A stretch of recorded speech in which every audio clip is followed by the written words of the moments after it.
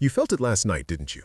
About 7 p.m. on Sunday, the pit in your stomach, the Sunday scaries. It's that low-level dread that whispers, I have to go back there.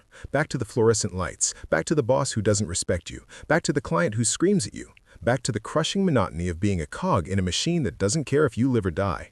You are praying for a way out. You are praying for a new job, a lottery win, a miracle, anything to get you out of that seat. But what if I told you that the silence you hear from God isn't because He's ignoring you? What if I told you that you are exactly where He wants you to be? We live in a culture that has infected us with a specific spiritual disease. It's the disease of professional fulfillment. We are told that if you don't love what you do, if you aren't passionate about your spreadsheets or your drywall installation, then you have failed. So, when the work gets hard or boring or humiliating, we assume something is wrong. We assume we missed our calling. But let's get real. Most of you listening to this aren't hating the work itself. You hate the futility. You hate the feeling that you are trading the best hours of your day, the best years of your life, for a paycheck that barely covers inflation, building an empire for someone else.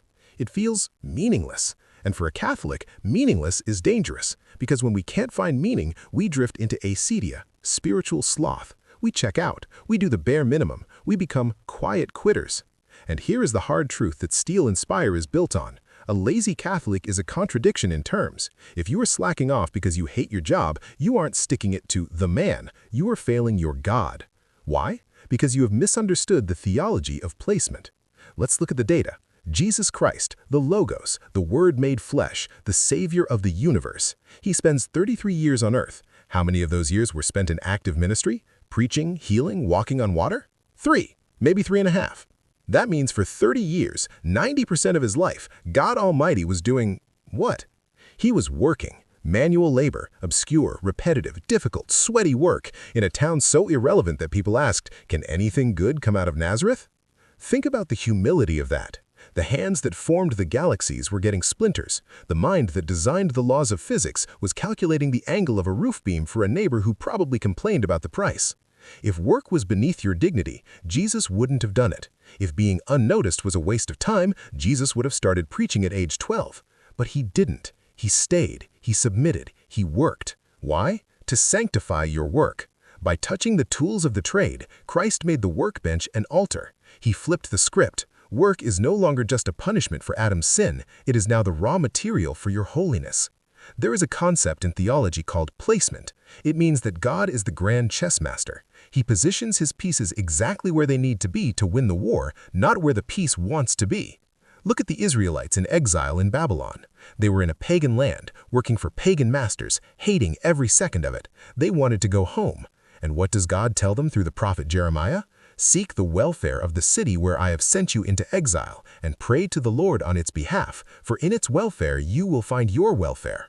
Right now, your office, your job site, your warehouse, that is your Babylon. You might feel like you are in exile, but God has placed you there. Why? To sanctify you. Friction polishes the stone. That annoying coworker is your sandpaper.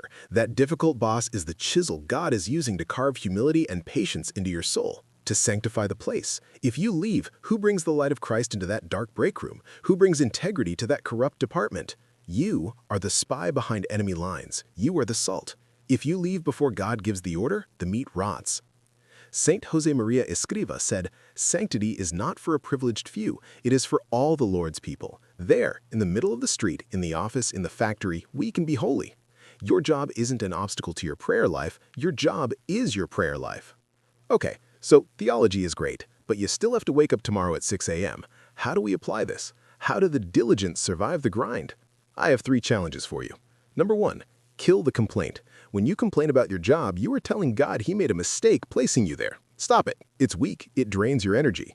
For 1 week, do not utter a single negative word about your work. If you can't say something good, maintain a holy silence. This is called mortification, and it toughens the spirit. Number 2, the morning offering. Before your feet hit the floor, you make the deal.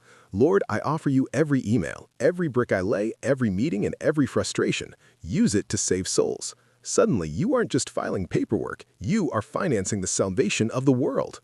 Number 3, work like a master. Because you represent Christ, your work must be excellent. If you're a Catholic carpenter, your corners should be square. If you're a Catholic accountant, your numbers must be flawless. We do not do sloppy work. We work for the king, not the manager. Be so good that they have to respect your faith because they cannot deny your competence. Let's pray. In the name of the Father, and of the Son, and of the Holy Spirit. Lord Jesus, you spent 30 years in the dust of Nazareth. You know what it is to work, to sweat, and to be tired. I offer you my job. I offer you the frustration, the boredom, and the anxiety. Help me to see my workplace as my mission field. Grant me the discipline of Saint Joseph to work in silence and strength, providing for my family and serving your will. Do not let me run from the cross you have placed before me, but give me the strength to carry it. Saint Joseph the worker, pray for us. In the name of the Father, and of the Son, and of the Holy Spirit. Amen. Here is your mission for tomorrow. Pick the one task you hate the most, the one you've been putting off. Do it first. Do it perfectly. Offer the suffering of that task for someone you know who has left the faith. Turn your grind into grace. If this helped you reframe your week, destroy that like button and subscribe to Steel and Spire. We are building a community of men and women who refuse to be soft. Get to work.